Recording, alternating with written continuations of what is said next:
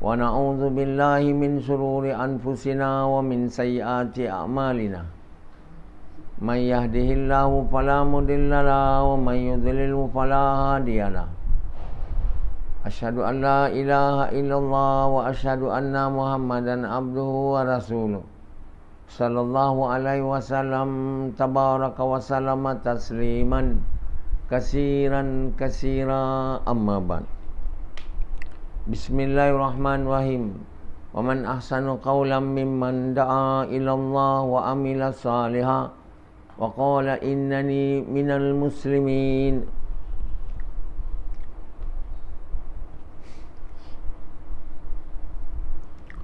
My dear brothers and respected elders and sisters, Islam means peace.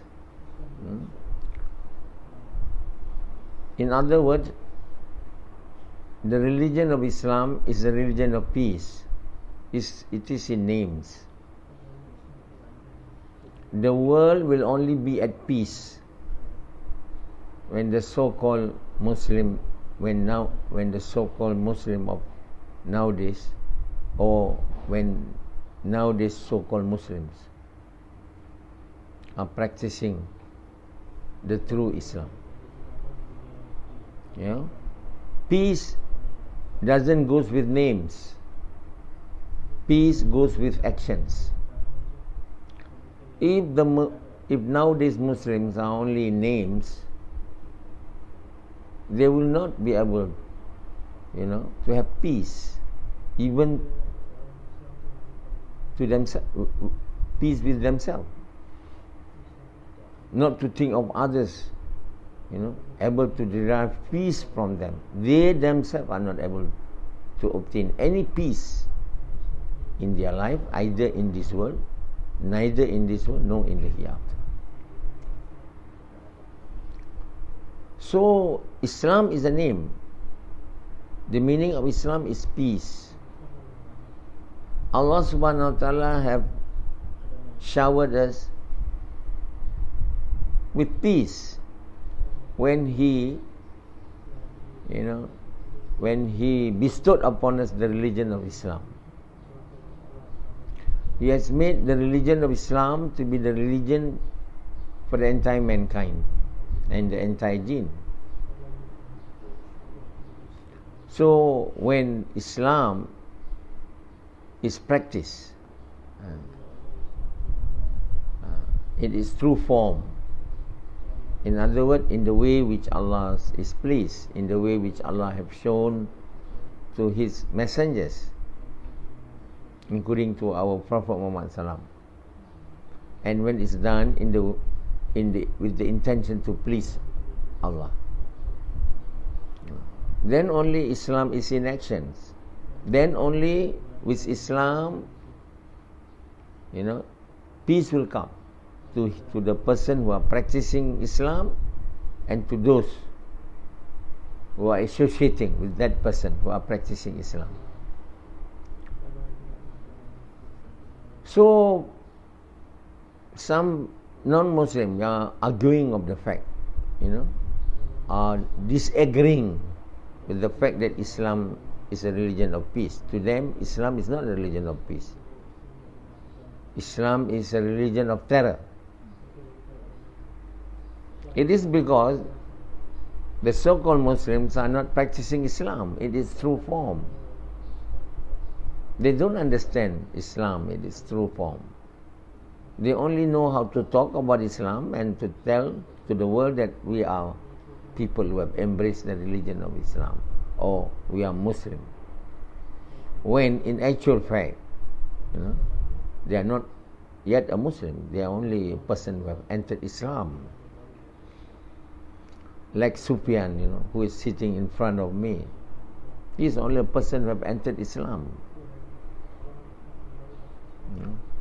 What do you mean by a person who have entered Islam? He only have recited the kalima. There is no God except Allah and Muhammad is the messenger. He has not practiced the orders of Allah which Allah has mentioned in the Quran in the way shown by Muhammad Sallam with the intention to please Allah. He probably may practice some, but not with the intention to please Allah.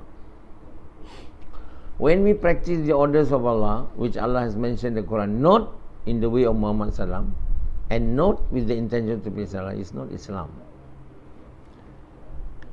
It is only the words or the picture of Islam. The name or the picture of Islam. With names and pictures, it is nothing.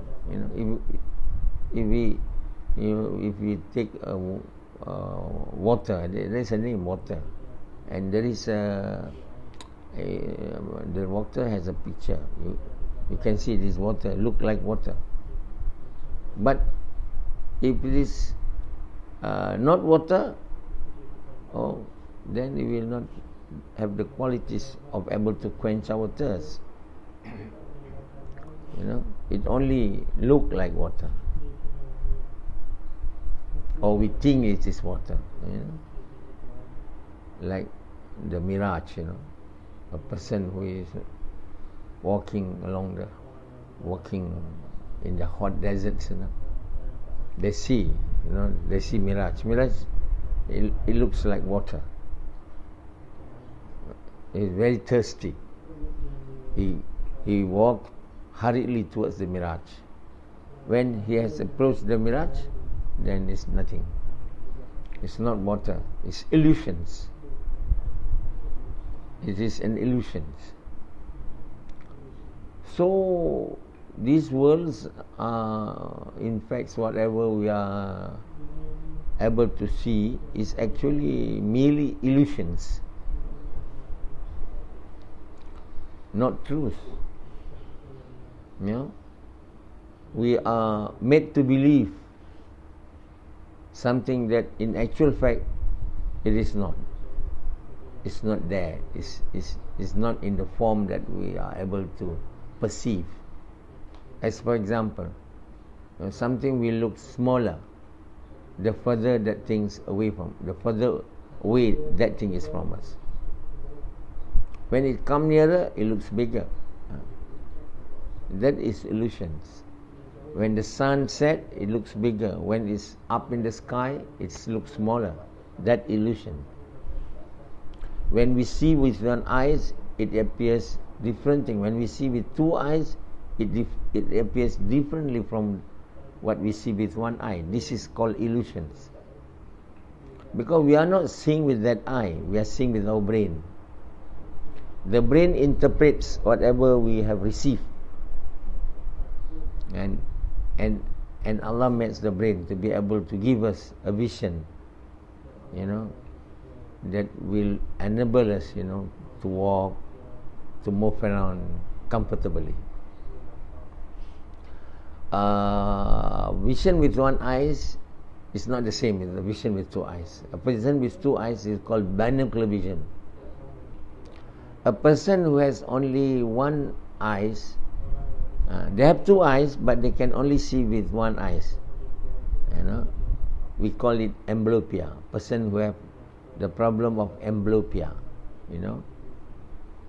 and that arises due to squints, due to the fact that the eyes are not aligned properly. The alignment is out. This child is born with a squint. There are too many types of squint too.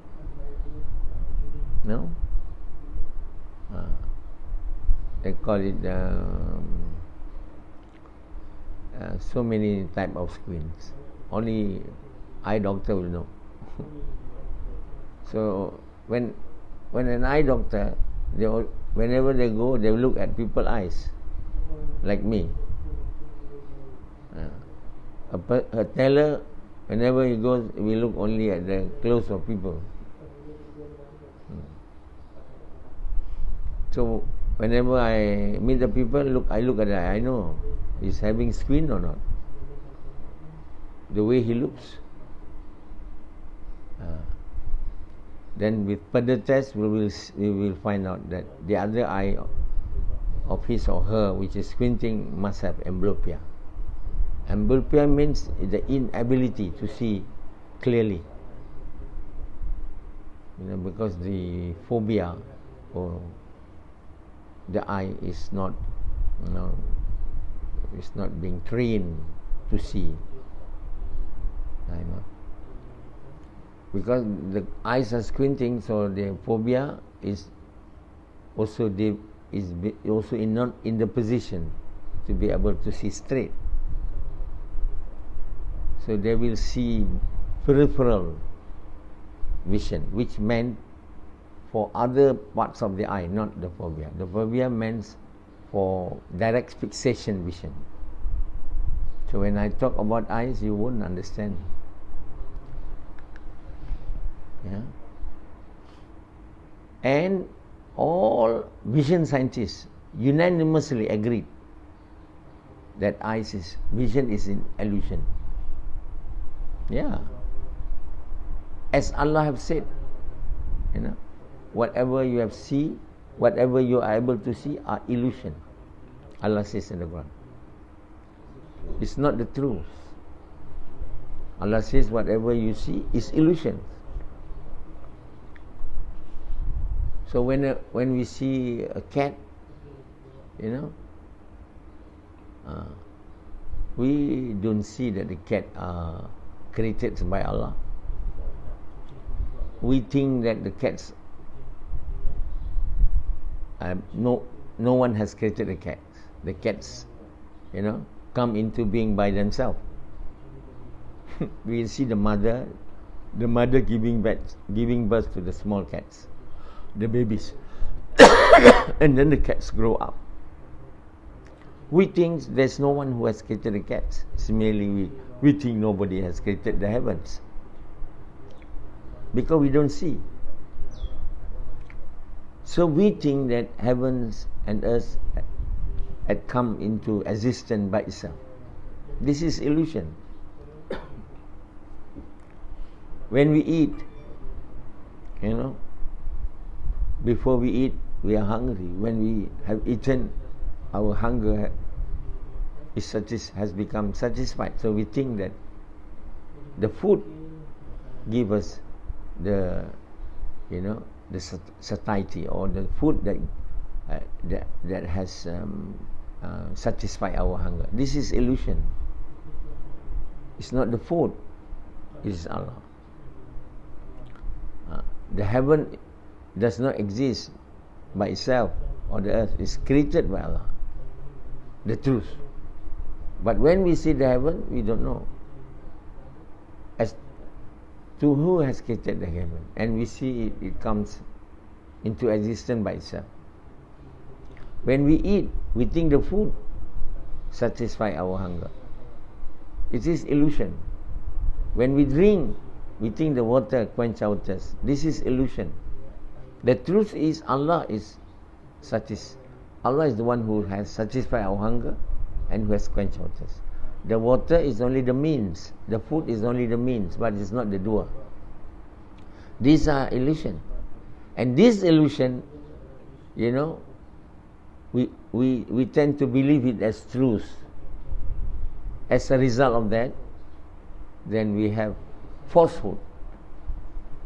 As a result of believing in this world, in whatever we see as the truth, actually is illusions. We tend to, acquire false. We are not acquiring the truth. We are acquiring falsehoods. We think that the doer is the thing that we are able to see. The doer is not the thing that we are able to see. The doer is the one that we cannot see, and He is our Lord. Allah, who has created us, created the entire heaven and earth, created everything that we are able to see in this world. So men who did not deny the thing that which they see as illusions, they will be drawn into wrong belief. That's the reason as to why many people are living in this world with wrong belief. They don't remember Allah at all, because they don't see Allah. They only knows about things, which they are able to see. So they believe in the things as the doer, but not Allah. So they don't remember Allah, and definitely they don't obey the orders of Allah. They don't want to believe in Allah, and they do not want to obey the orders of Allah. That's why Allah have ordered us, commanded us to do the work of inviting people to Allah. Inviting those who have not recited the great kalima, there is no God except Allah, to invite them, to recite the great kalima. And upon reciting the great kalima, to invite them to do the work of inviting people to Allah, so that they will frequently be speaking and hearing about the truth. The truth is, there is no God except Allah. The doer is Allah. The one who knows is Allah. The one who creates the entire universe is Allah. The one that quench our thirst is Allah. The one that made us to sleep is Allah. The one who made us to wake up from our sleep is Allah. Any of you, read the dua of waking up from sleep? Do you read dua after waking up from sleep or not? Alhamdulillahilladzi. Do you? Do you remember? I don't think so. All the time? Not all the time means no time. Before we read the dua of waking up from sleep, we have to say, it is the order of Allah with the intention to please Allah. Then only we read the dua. All praise be to Allah who have made us become alive after making us die, after making us dead. Similarly, dua when we are go about to sleep. Why we do that? Because when we know that the one who make us to sleep is Allah, the one who wake up us from the sleep is Allah. When we drive the car, we make dua, because this is the order of Allah with the intention to please Allah. That Allah is the one who made us able to take control of the animals that we are riding or the car that we are driving. Why these are ordered by Allah and shown by Nabi Sallallahu? Because so that we will not be deceived by illusion, so that we will not be deceived with falsehood. So everything that we see is illusion, and that tally with what the vision scientists have said. Vision scientists like me, optometrists, are vision scientists. They are people who are making research on visions. Till today, are not able to understand. I don't think any vision scientist in the whole world is able to really understand how do we see, how we are able to perceive this world. It is so sophisticated and so difficult to understand it, because this is the work of the brain. We know that when we see, everything will be made to fall on the retina. When we cut the eyes, we can see the house is, the image of the house is on the retina, but it is upside down. The house is upside down in the retina, but it's made in the right direction in the brain. Why it is upside down? How from the retina at the back of the eye to the brain? Boom. They have to follow the nerve in the optic nerve fiber, in the optic nerve. Is sophisticated. Until today, I'm not really indulged in this, so I really do not know. Probably some may know, but from journals we don't come to know this has been, made research on it. It's so difficult. I'm teaching it when I was become a professor. The subject is called physiology of vision, which are very difficult to interpret into Malay. So, my dear brothers, vision is illusion.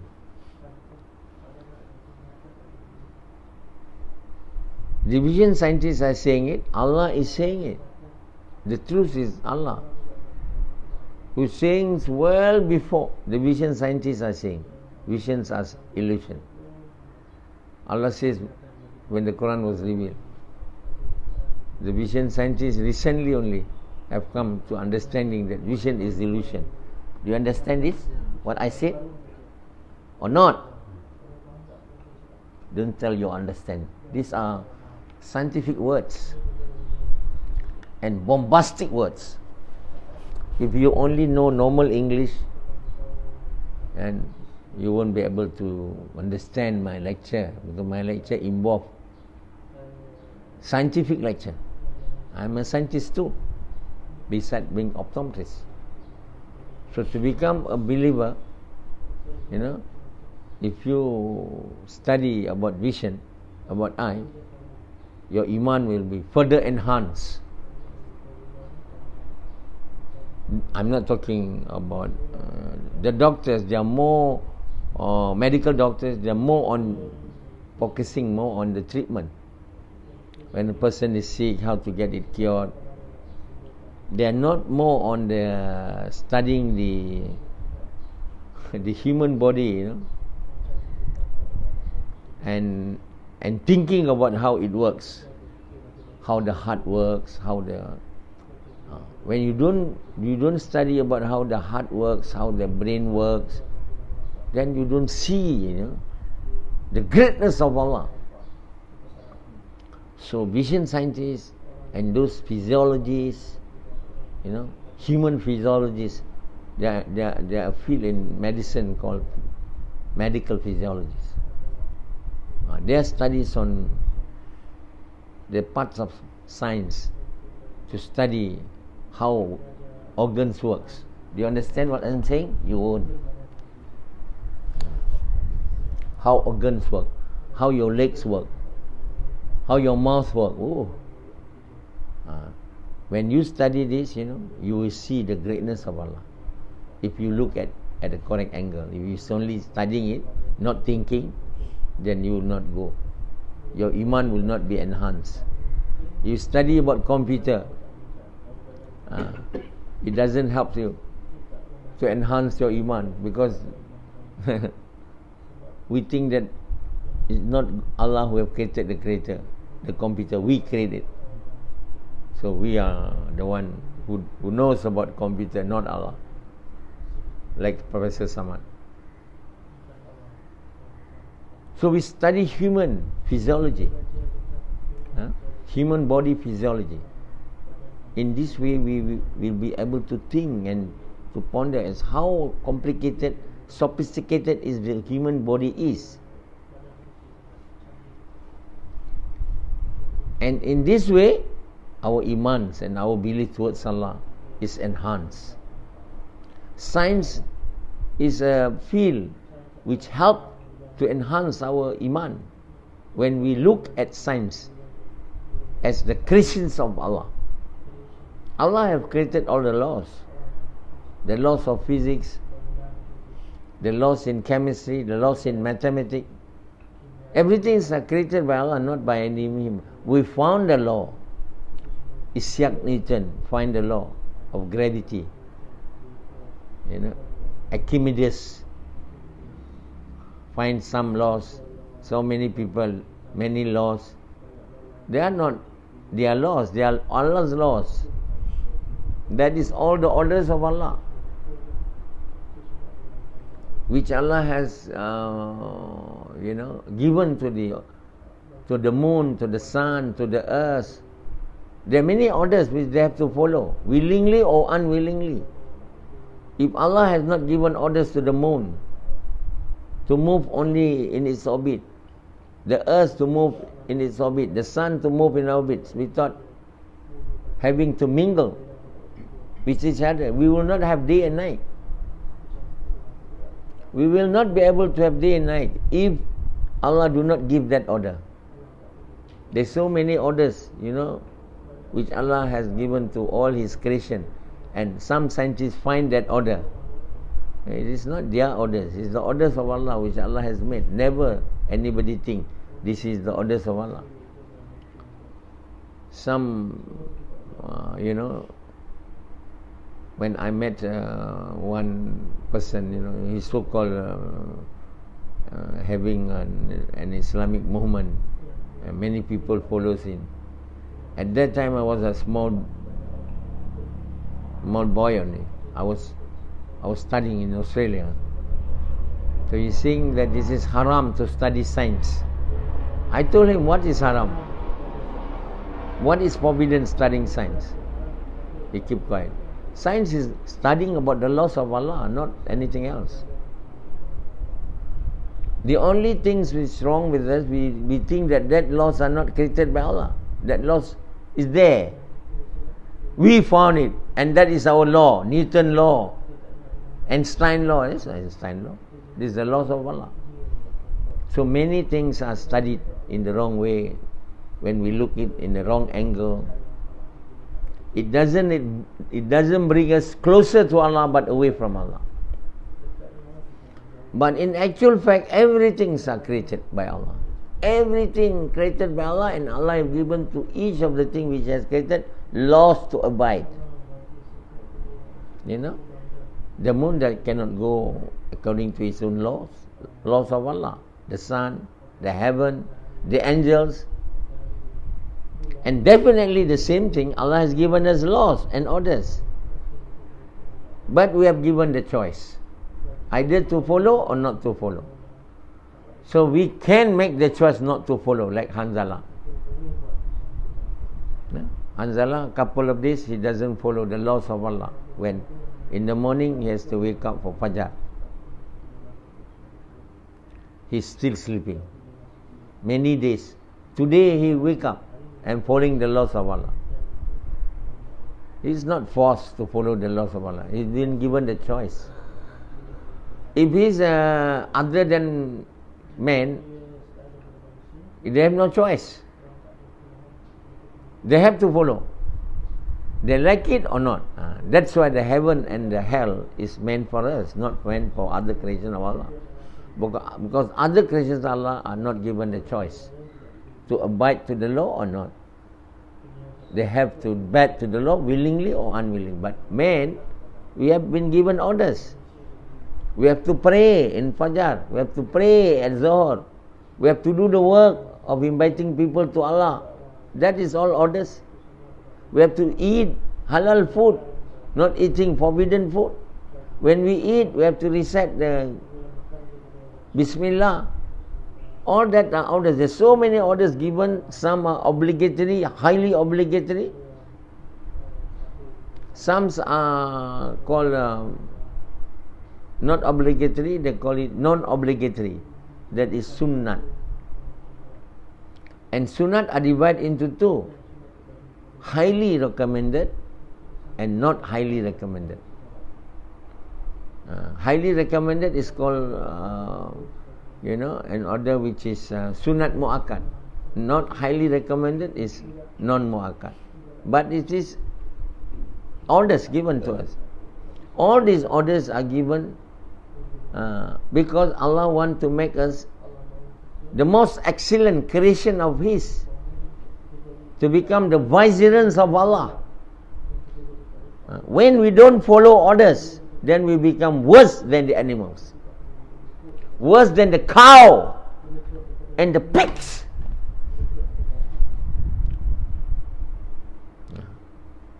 So what choice do we have to make in order to become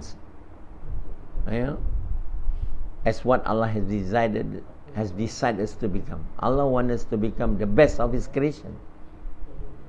That's why Allah give us many orders.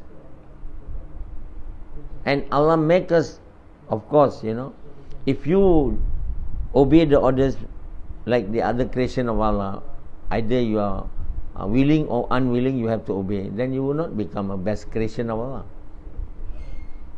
Because Allah will give them very simple orders. And few only. But human, Allah give many orders.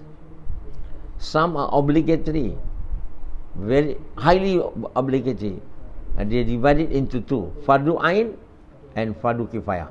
Both are obligatory. Yeah, some people tend to think that fardu kifayah means if you don't have time, you are not able to do, then you don't need to do. No, it's not that way. Like praying with congregation in the mosque, it's fardu kifayah. It doesn't mean if I don't want, it's okay. No, you have to go unless you are sick or you cannot walk. That's called fardu kifayah. To go out in the path of Allah in other countries, the whole world, is fardu kifayah. You have to do it. Must spend your money unless you are sick or you are very poor, unable to get any money from anything. But to do local works, inviting the people to Allah, is fardu ain. What do you mean fardu ain? Highly obligatory. It is made obligatory to all, men and women, the sick and the poor. Even the sick people have to do the local works. Women have to do the local work. But to go out in the path of Allah in Kuruj, fardu kifayah is only meant for women, for men, with wealth, having wealth and having health. Nobody understand this. They don't even understand it. They say fardu kifayah means it's okay for those who want. It's alright if you don't want to do. It's wrong. Highly wrong. Antagonizing the very meaning of fardu kifayah. This is what the ulama of the past, which I've heard, they're saying that praying in the mosque with congregation is fardu kifayah. In other words, if only 2-3 people praying, the rest of the people in the locality doesn't need to do. It's okay. It's accepted. This is wrong. Wrong. Highly wrong. Very wrong. Actually, Salat with Jama'ah have to be attended by all the male members in the community, either old or young. As long as they are healthy, they don't need to be rich. But if they're sick, then they can stay praying. They still have to pray, but in the house. But they pray in the way which they can pray lah. If they are very sick, they can just pray by twinkling of their eyes. But praying is fardu ain. But praying with congregation Jama'ah is fardu kifayah. Doing the local work of inviting people to Allah is fardu ain in the locality. To go out in far places outside our locality is fardu kifayah. It's not meant for women, not meant for sick people, not meant for poor people. Because poor people cannot spend money and cannot leave money behind. Not because he is rich and pretending to become poor. No, they cannot do that. Allah knows whether you really poor or not. So all these orders are given so that we become the best creation of Allah. The first order, the utmost important order, the highly obligatory, is the order of reciting the great kalima. After reciting the great kalima, you have to fulfill the right of reciting the great kalima. And that orders is the same. That orders is the order to invite people to Allah, or to invite people to good, and to forbid people from evil. What is the greatest evil? The greatest evil is not willing to recite the kalima. The second greatest evil, after reciting the kalima, not willing to do the work of inviting people to Allah. The third, not praying with congregation in the mosque, and so on and so on. But definitely if we are doing the greatest evil, naturally we will do all other evils. So these evils of not willing to recite the great kalima and not willing to do the work of inviting people to Allah and not willing to do the work of inviting people to good and forbidding people is the greatest evil which need to be prevented.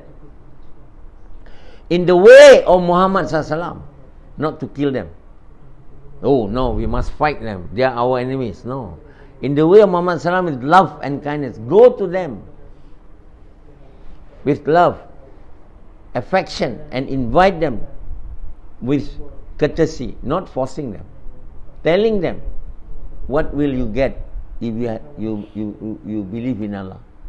What will you get if this kalima entered into your heart? What the loss you will get if you don't? This we have to tell them, so that they know the loss and the gain.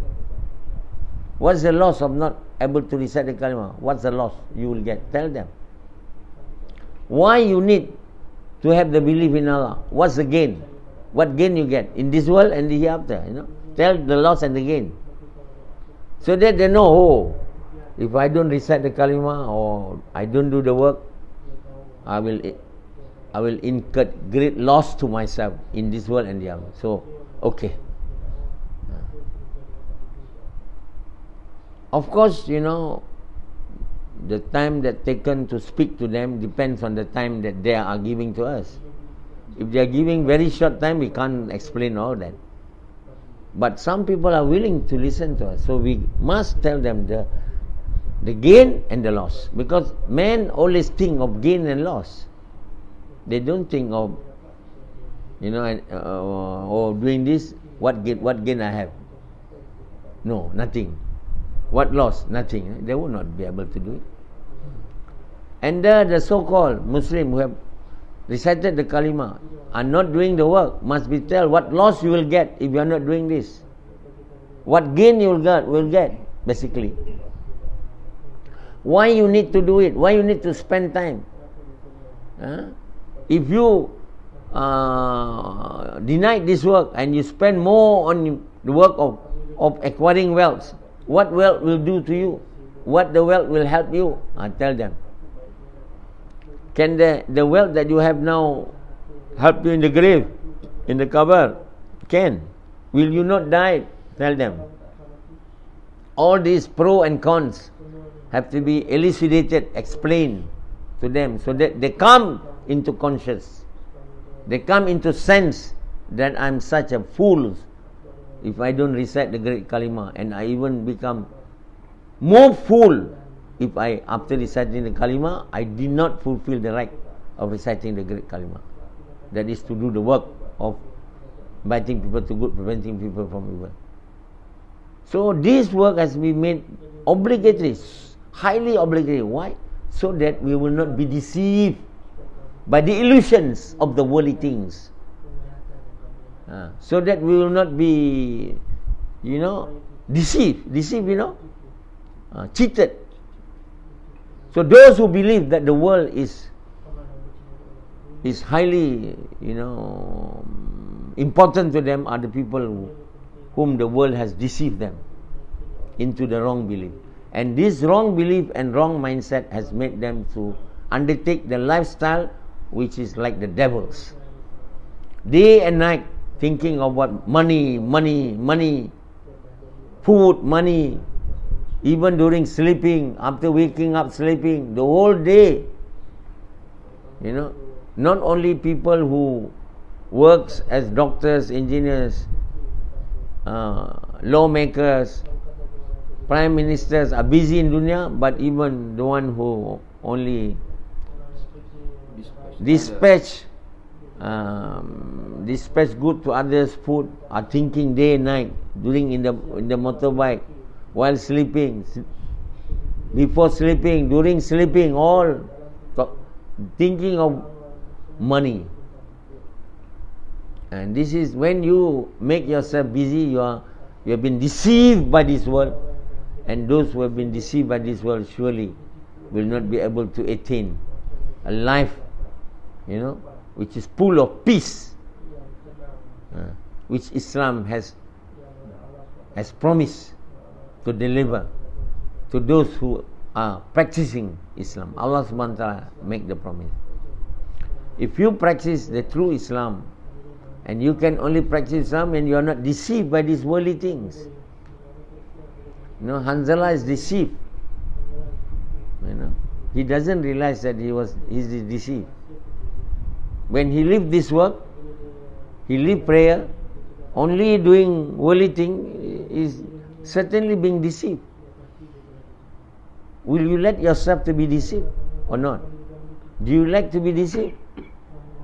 No. You like to be a people who will not be deceived by these worldly things. Don't believe your eyes. Your eyes will not tell you the truth. You read the Quran and think about it and follow it. That is the truth. Listen to this talk and follow the truth. This talk, nothing but the truth. If you listen to this talk, but your mind is somewhere else, you know what is he's talking about, not trying to follow the truth, then you will go nowhere except to the hellfire. So my dear brothers, Allah is the doer. He is our creator. He is the most knowledgeable and most wise. All the orders which He has given to us is of supreme importance and is highly pertinent for us to obey. If only we do that, then surely and certainly we will be guided to the true path that will lead us to become His lover, that will lead us to have a life in this world is full of peace and tranquility as Islam, and we will be able to live in paradise with peace and happiness as well. Okay.